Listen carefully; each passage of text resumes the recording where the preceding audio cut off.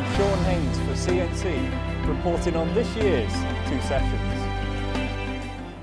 So, Sean, China's top legislature is holding its annual session right now in Beijing.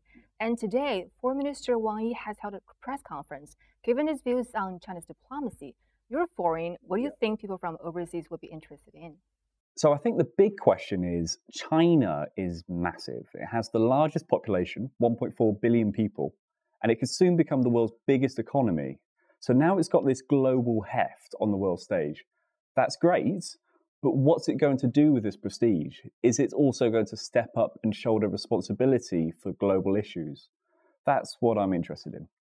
Well, let's see what Wang Yi has to say. 习近平总书记在十九大报告当中强调。 In his report to the 19th Party Congress, General Secretary Xi Jinping emphasized that China will strive for both the well-being of the Chinese people and human progress. To make new and greater contributions for humanity is the abiding mission of the Communist Party of China. A committed and responsible China will adopt a more visionary foreign policy. While securing an enabling environment for its own development, China will be concerned with the welfare of humanity and partner with other countries to build a global community of shared future. So a few countries are now taking these inward-looking decisions. China has gone the other way. It's opening up. It's pushing globalization. It's talking about a community of shared future for mankind. Well, actually, this is the idea put forward by Chinese President Xi Jinping. It was made famous when she spoke at Davos last year and called on the world to work on global problems together. Exactly. She spoke at one of the world's most important events, and there he made a pitch for working together. It's a good example of how it's looking to take more action on the global stage. Another example of that is the Belt and Road Initiative. We'll stop right there. I think Wang also talked about it today. 去年5月份，140多个国家代表。 Last May, the representatives of more than 140 countries participated in the first Belt and Road Forum for International Cooperation. The turnout is a clear vote of confidence from the international community. To date, more than 80 countries and international organizations have signed BRI agreements with China.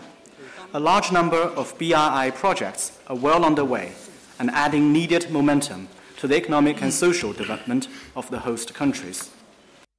So the Belt and Road Initiative. So far, more than 100 countries and international organizations support the initiative. Chinese businesses have invested more than 50 billion US dollars, and they have created nearly 200,000 local jobs in the countries along the Belt and Road. To them, it's been transformative, especially if you're one of the countries along the route, somewhere like landlocked like Hungary or Kazakhstan, which has now got these trade links, new railways going along. But it's not just these countries, it's also the countries on the fringes, so places like Spain, UK, Greece. In these, there's a curiosity now. They're thinking, what can this bring to us? How can we get involved? How about politically? What are you looking for? There's a few interesting stories, but the biggest, that one's easy. It's America and China. 中美双方应该在遵守中美3个联合公报和双方各项。 China and America must respect each other, combine our strengths, and pursue win-win cooperation on the basis of the 3 joint communiques and our common understandings. China-US relations have gone through a lot in the past few decades, but dialogue and cooperation has always carried the day. It is the wise thing to do. There can be no alternative. So you have the world's biggest economy, and you have China, the world's biggest developing economy, and it's very quickly catching up.